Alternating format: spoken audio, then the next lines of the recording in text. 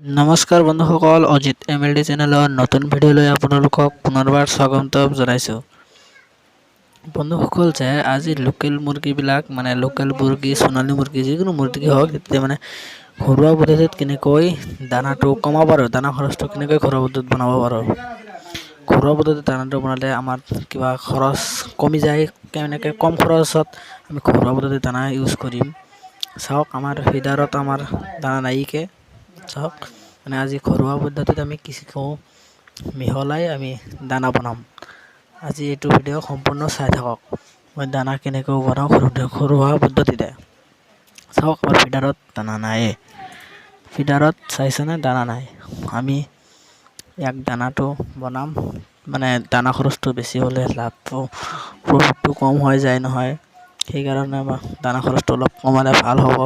আমি সেইকাৰণে ঘৰুৱা পদ্ধতিত দানা বনাম। দানা বনাবলৈ আপোনালোকক লাগিব ধানৰ নোমবিলাক লাগিব। চাওক, আমি ইয়াত ৰেডি কৰি লৈছোঁ। ইয়াত ধানৰ মল লৈছোঁ, 600 গ্ৰামমান লৈছোঁ। ইয়াত আমাৰ চাপৰ লৈছোঁ 200 গ্ৰামমান, আটা আছে 100 গ্ৰামমান, পিছত ভাত লৈছোঁ অলপমান। এইবিলাক আমি মিহলাই দিম। মিহলাই মানে ইয়াত আমি কেলছিয়াম দিম অলপমান।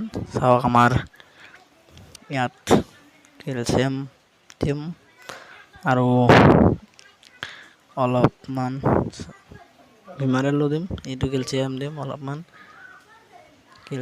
অলপ আৰু ভিমাৰেল দিম, দি কেনে মিহলাই দিম।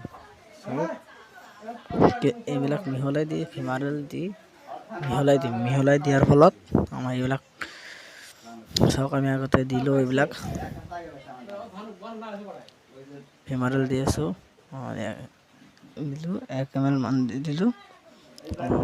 এই কেলছিয়াম দিম, কেলছিয়াম অলপমান দিম। দিয়াৰ পিছত এতিয়া আমি ভালদৰে মিহলাই দিম। এইবিলাক ভালদৰে মিহলাই দিলোঁ, ভালদৰে মিহলাই দি আছোঁ। আপোনালোকেও এনেকুৱা ভালদৰে মিহলাই দিব। ঘৰুৱা পদ্ধতিত দানা খৰচটো কমালে আমাৰ প্ৰফিটটো বেছি আহি যাব, বেছি টকা নালাগিব। এতিয়া ষ্টাৰ্টাৰ ফিডটো আমি ফাৰ্ষ্টত 1 পৰা 20 দিনত ইউজ কৰিছিলোঁ, প্ৰি ষ্টাৰ্টাৰটো গডৰেজৰ। তাৰপিছত লেয়াৰটোৱে ইউজ কৰি আছোঁ। এতিয়া মাজে মাজে অলপ বছৰ ল'ম, ইয়াত অলপমান পানী দি ল'ব, পানী দি কেনে ইউজ কৰিব।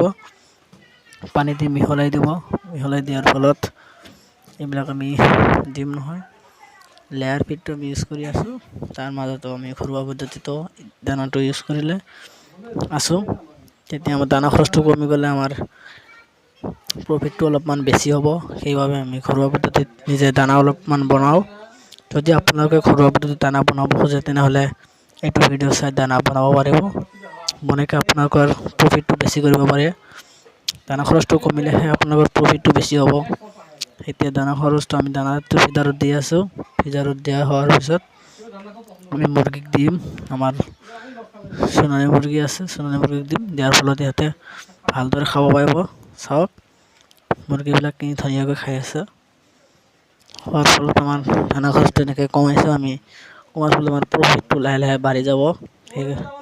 60% প্ৰফিটটো হৈ আহিব।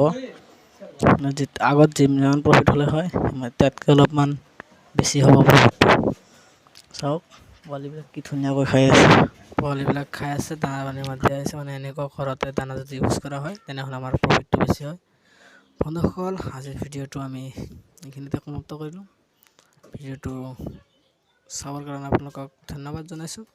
আপোনালোকৰ বেকাৰ ভাই বন্ধুসকলৰ মাজত অলপমান শ্বেয়াৰ কৰি দিব, তেওঁ যদি বেকাৰত্ব থাকি নাযায় আৰু এনেকুৱা এটা ব্যৱস্থা কৰিব। যদি চেনেলটো নতুন হয়, তেনেহ'লে প্লিজ চেনেলটো ছাবস্ক্ৰাইব কৰি দিব।